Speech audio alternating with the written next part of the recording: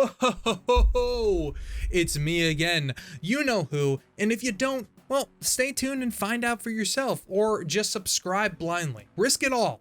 I can't ask you to do much more than that. Now listen, we got all the normies out there playing Elden Ring and Horizon and Destiny and Dying Light 2, but you, I can tell you have different plans.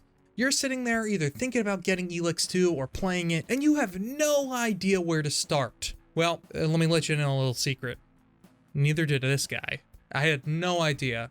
So that's why I made this video here to help you get started, at least a little bit. I'm gonna give you just a few tips on where to get started and what you should be doing when you start up the game. Because of the sheer volume of quests and things that are thrown at you, it can be a lot to take in, at least at first. So maybe you're watching this right now and you're thinking, I'm an expert on games, or you're an expert on these games specifically, and you don't need this video. Well, I guess all I'd say is get out of here then.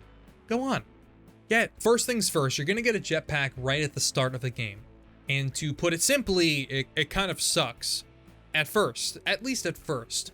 You're gonna wonder why they gave you a jetpack to get around faster in, but you can only fly with it for a few seconds before it runs out of fuel.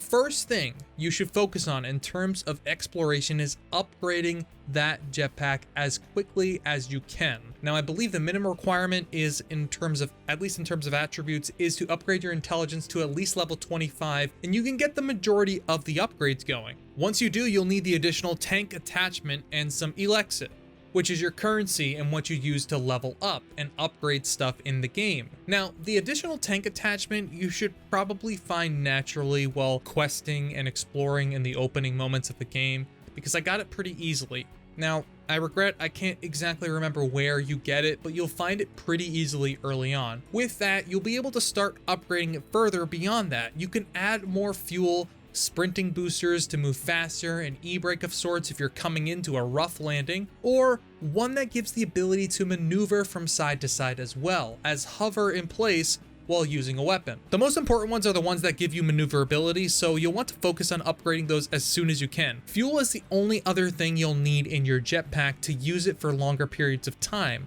and you're going to want that. And that you'll find all over the open world and sold at various merchants. So again, the biggest recommendation for me here is to get that jetpack upgraded as soon as you can. It'll make traversing and running through the open world much quicker and more fun.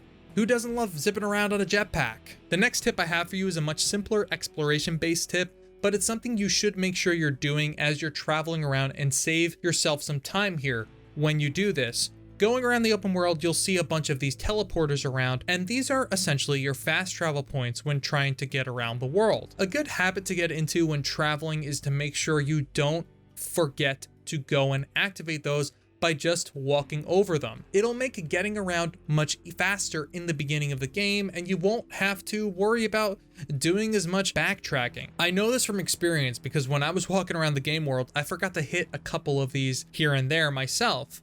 And it does result in more backtracking than you probably want to be doing. This and the jetpack are almost a must in terms of things you can do to alleviate some frustration you may have from not having much other way of getting around the game world, and also being weak and underpowered in the beginning moments of the game. Majority of the time you can find these teleporters at random locations on the map or at the entrances to most major cities in the game, and just that knowledge will put you in a good shape, or put you in good shape going forward. Again, this might be obvious to some of you, maybe most of you, but it's just something to keep in mind as you're playing or starting the game up for the first time. Now, next tip, obviously, something to note is that the world itself is not going to scale to your level or scale with you. So you'll run into low-level enemies, high-level enemies, and everywhere in between. This can make the game feel a bit discouraging for new players because it's almost designed to be punishing in the beginning, especially if you're new to the series like myself. A good strategy I found is to play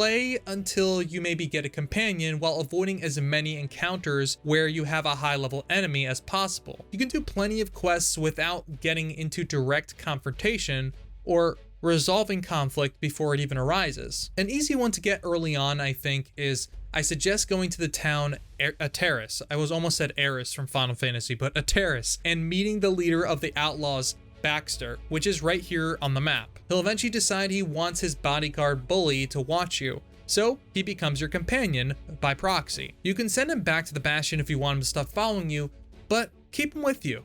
And let him take over some of the fights you might get into, as he'll do a lot of damage for you on his own and allow you to take on some harder enemies or quests that maybe you otherwise might not be ready for. You can always jetpack out of there, and because you've been upgrading your jetpack, you'll be good to go on that, right? Even further, some of these companions will have personal quests you want to undertake with them, and sometimes there's quite a bit of Elexit to have by killing the enemies and selling their gear. Worth doing if you need some new weapons, need to get some Elexit to level up, or just want to explore those various storylines with these characters, with these different characters in your party. Number 4, another thing I had to learn the hard way, don't sell duplicate weapons right away.